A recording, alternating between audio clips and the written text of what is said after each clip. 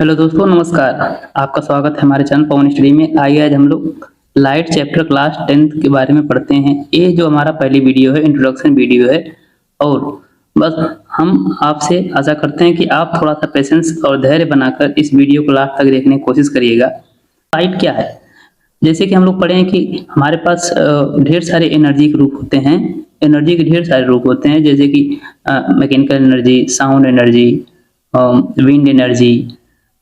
उसी तरह से हमारा लाइट भी क्या है? ये जो लाइट है ये भी एक तरह से एनर्जी का फॉर्म है, एनर्जी का रूप है।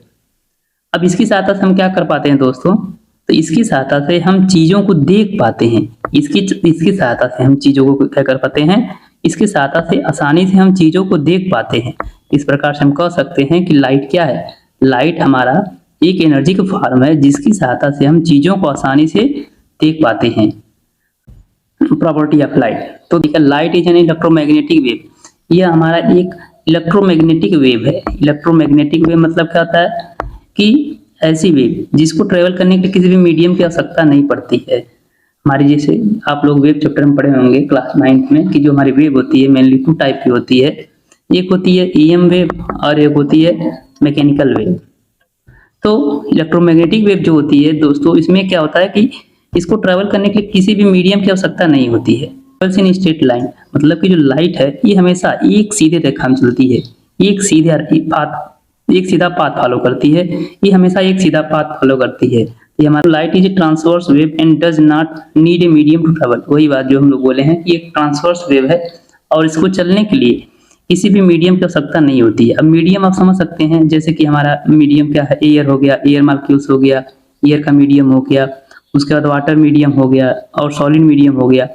तो मीडियम, तो इसलिए दोस्तों जो लाइट है एक प्रकार से ये ट्रांसवर्स वेव होती है, इसलिए इसको चलने के लिए किसी भी मीडियम की आवश्यकता नहीं होती, माध्यम की आवश्यकता नहीं होती है। Speed of light change at move from one medium to another medium.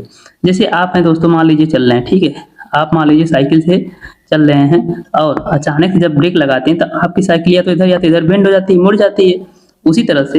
उसी तरह से लाइट को भी अगर आप लाइट एक मीडियम से दूसरे मीडियम में प्रवेश करता है तो इसकी स्पीड चेंज हो जाती है। और इसकी लास्ट प्रॉपर्टी है क्या कि जो लाइट की स्पीड होती है या वेलोसिटी वैक्यूम में कितना होती है? 3 × 10⁸ मीटर प्रति सेकेंड होती है। अब आगे चलते हैं दोस्तों। तो अब क्योंकि लाइट भी एक एनर्जी है, तो लाइट एनर्जी द्वारा हमको कुछ न कुछ फेनामिना देखने को मिलता है। तो वे कौन सी फेनामिना है, वो कौन सी घटना है जो कि हमको लाइट एनर्जी के द्वारा देखने को मिलता है? तो हमारा पहला है क्या? पहला है रिफ्लेक्शन। पहला क्या हमारा है? रिफ्लेक्शन। उसके बाद refraction, diffraction, interference, dispersion, polarization, scattering.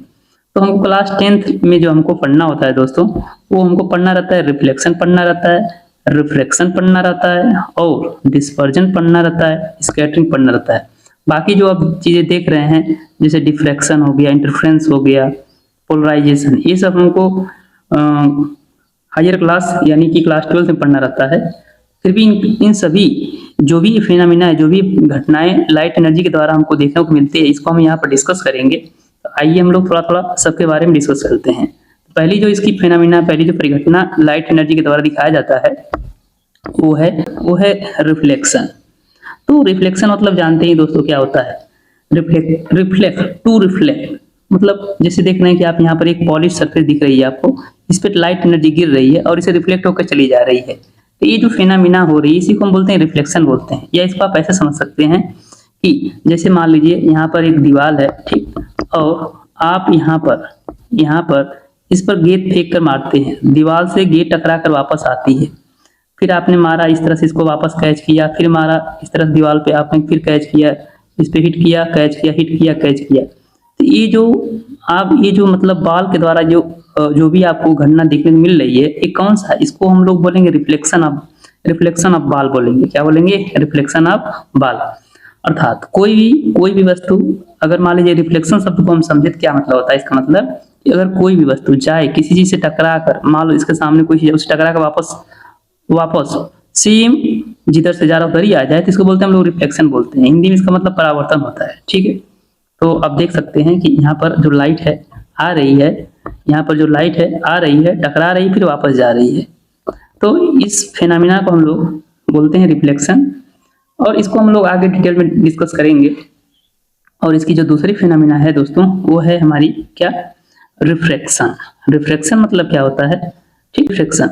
तो जब भी लाइट हमारा एक मीडियम से दूसरे मीडियम में, जब भी लाइट एक मीडियम से दूसरे मीडियम में, एक मीडियम से दूसरे मीडियम में इंटर करती है, तो वो अपने रास्ते से क्या होती है, अपने रास्ते से मुड़ जाती है, डिवीट हो जाती है।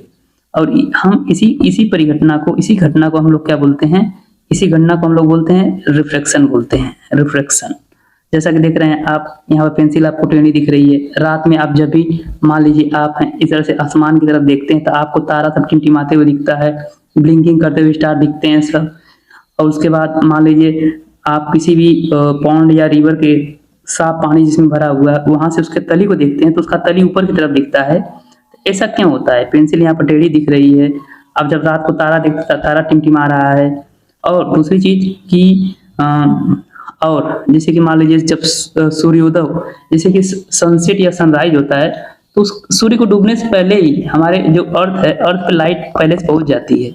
और सनसेट होने के बाद भी हमारी लाइट अर्थ पे रहती है। आखिर सब किसकी वजह से होता है, ये सब हमारा रिफ्लेक्शन की वजह से होता है। इसके बारे में हम लोग आगे डिटेल में बात करेंगे, ठीक है। चलते हैं नेक्स्ट प्रॉपर्टी के बारे में। अब जो कि हमारी अगली प्रॉपर्टी है डिस्पर्जन।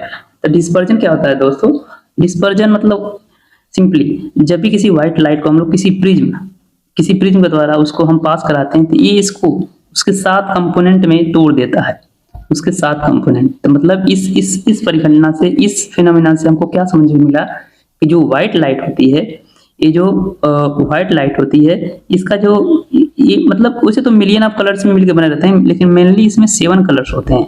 यह मेनली 7 कलर से मिलकर बनता है, जो कि हम यहाँ पर देख रहे हैं कि जब भी किसी प्रिज्म के द्वारा व्हाइट लाइट को गुजारा जाता है, तो यह इसको 7 भाग में तोड़ देता है, ठीक है, जिसको हम लोग विबग्योर बोलते हैं, विबग्योर। जैसा कि आप देख रहे हैं यहाँ पर red, orange, yellow, green, blue, indigo, violet. ये जो फिनोमिना है, इसी को हम लोग बोलते हैं डिस्पर्जन ऑफ लाइट बोलते हैं, ठीक। अब देखिए, अब आगे हमारे एक और जो इसके द्वारा, लाइट के द्वारा हमको फिनोमिना घटना देखने को मिलती है, वो स्कैटरिंग का जो मेन हिंदी शब्द होता है, इसका मतलब बिखर जाना।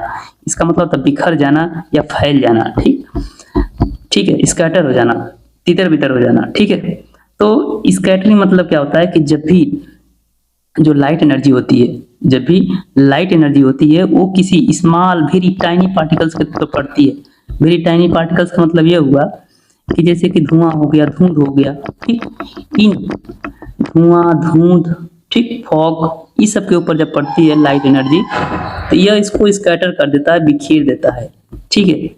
जिसकी वजह से इस लाइट का जो पाथ होता है हमको विजुअल हो जाता है, इसका जो पाथ होता है हमको दिखने लगता है। और जैसा कि आप यहाँ पर देख रहे हैं कि हमको लाइट का पाथ कैसे विजुअल है, ठीक। तो इस फिनोमिना को हम लोग बोलते हैं स्कैटरिंग ऑफ लाइट बोलते हैं। और जो ये हो रहा है, इस पूरे, अगर आपसे कोई पूछे कि आखिर हमको क्यों दिखता है, तो यहाँ पर हम टिंडल प्रभाव हो रहा है। क्या हो रहा है, टिंडल प्रभाव, टिंडल इफेक्ट हो रहा है, ठीक। आगे चलते हैं, डिफ्रैक्शन क्या होता है दोस्तों, देखिए। तो डिफ्रैक्शन मतलब कि जब भी लाइट किसी भी वेरी स्लिट या किसी भी वेरी नैरो ओपनिंग से पास करती है, तो वो हमको फ्रिंज के रूप में दिखती है, फ्रिंज। यहाँ पर जैसा कि देख रहे हैं आप, फ्रिंज दिख रहा है आपको, dark fringe, white fringe, dark fringe, white fringe. तो ये सब हम क्लास 12 में पढ़ेंगे। और इस फिनोमिना को हम लोग बोलते हैं डिफ्रैक्शन ऑफ लाइट बोलते हैं, ठीक। इसी तरह से दोस्तों इंटरफ्रेंस में क्या होता है कि लाइट को हम लोग एज ए वेव ट्रीट करते हैं, और जब किसी वेरी नैरो स्लिट के द्वारा इसको गुजारा जाता है, तो न्यू वेव का सोर्स की तरह काम करता है। और फिर उसमें भी हमको क्या होता है, इसमें मतलब इसमें हम लोग को कंस्ट्रक्टिव डिस्ट्रक्टिव पैटर्न देखने को मिलता है। जहाँ भी डिस्ट्रक्टिव रहेगा वहां पर हमको ब्लैक फ्रिंज मिलेगा, और जहाँ पर कंस्ट्रक्टिव रहेगा वहां पर हमको ब्राइट फ्रिंज मिलेगा, और जहाँ डिस्ट्रक्टिव रहेगा वहां पर हमको डार्क फ्रिंज मिलेगा। इस पूरे परिघटना को हम लोग बोलते हैं इंटरफ्रेंस ऑफ लाइट। उसके बाद आगे चलते हैं पोलराइजेशन। तो इसमें भी आप देख रहे हैं दोस्तों कि हमारी जो यह है लाइट है, इसको हम लोग एज ए वेव ट्रीट किए हैं यहाँ पर। जब इसको हम एज ए वेव ट्रीट करते हैं, तो इसमें 2 टाइप की वेव निकलती है, जो कि दोनों एक दूसरे के परपेंडिकुलर है, जैसा कि देख रहे हैं। जब भी इसको किसी हम पोलराइजर के द्वारा पास कराते हैं, तो ये क्या होती है कि जो ओपनिंग उसके पैरेलल होती है उसके थ्रू निकलती है, और जो इसके परपेंडिकुलर होती है वो इसको क्या करती है, रोक देती है। और इस पूरे परिघटना को हम लोग बोलते हैं पोलराइजेशन ऑफ लाइट बोलते हैं। ठीक, क्लास 10th में वो क्या पढ़ना है, तो मेनली दो परिघटना के बारे में पढ़ना है। एक पढ़ना है रिफ्लेक्शन, ठीक, एक पढ़ना है हमको रिफ्लेक्शन पढ़ना है, और दूसरा पढ़ना है रिफ्रैक्शन। ठीक, अब रिफ्लेक्शन में भी हमको पढ़ना है एक प्लेन सरफेस से। किसे पढ़ना है, प्लेन सरफेस से। और इसमें क्या पढ़ना है, स्फेरिकल सरफेस से। स्फेरिकल सरफेस से प्लेन सरफेस में हमारा मेनली प्लेन मिरर आ जाएगा, और स्फेरिकल सरफेस में हमारा स्फेरिकल सरफेस वही कॉनकेव और कॉन्वेक्स लेंस हमारा आएगा, जो कि हमको क्लास 10 पढ़ना है। रिफ्रैक्शन में हम लोग को रेक्टेंगुलर ग्लास स्लैब पढ़ना है, और उस बेसिक इसके एप्लीकेशन को देखना है, जो कि हम लोग आगे पढ़ेंगे। तो यह दोस्तों हमारा इंट्रोडक्शन वीडियो था, और अगर ये वीडियो आपको कैसा लगा इसके बारे में आप जरूर बताइए, और इसमें जो भी आपको प्रॉब्लम हो रही है उसको नीचे कमेंट करके बताइए, ताकि हम उसको और सुधार करने की कोशिश करें। और दोस्तों आप इससे जो भी मैं आपको वीडियो दूंगा इससे जरूर आपको हेल्प मिलेगी। आप पूरा एनिमेटेड, मतलब जो भी आप देखेंगे यहाँ पर पूरा एनिमेटेड देखेंगे, एनिमेटेड वीडियो मिलेगी आपको। उसके बाद प्रैक्टिकली एनिमेशन और प्रैक्टिकल का एक कॉम्बिनेशन होगा, जिससे कि आपको पूरा वीडियो समझने में बहुत आसानी होगी। जैसा कि आप आगे के स्लाइड में देख सकते हैं, ये सब आपको मिलेगा देखने के लिए। बस आप मिलते हैं अगली वीडियो में। Thank you.